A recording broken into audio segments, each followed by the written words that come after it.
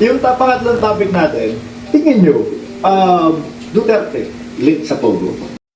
Former Senator Antonio Trillanes IV. Oo naman. Kasi lahat yan, pag titignan mo, ay ginawa ko pa to ng, presentation. Si Duterte, ang una nito, kung maalala nyo yung kaso ni Jack Lam. Itong si Jack Lam, siya lang yung may pogo noon. Panahon nila Pinoy yan. Maliit lang yung pogo niya doon sa Clark. No? Siya lang may franchise. Ang ginawa ni Duterte, gusto niya kasing cornerin yung franchise na yun. Biglang inakusaan niya to si Jack Lam, ipapapatay daw niya. Ni-raid nila yung Clark, di tago yun, no? Tapos itong, pogo niya nun, ni-raid, sabi na, ang daming Chinese workers, 1,000 daw, pinuli nila. Tapos, after nun, biglang binigay ngayon itong franchise dun sa mga kaibigan nila.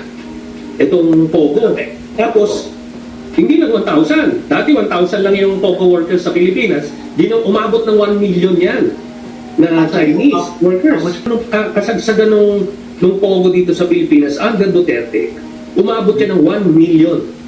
1 million Chinese illegal workers dito sa Pilipinas. Kaya napuno yan sa Pasay, ng Ortigas, naglipat-lipat kung saan. Please follow my Facebook page and subscribe to my YouTube channel.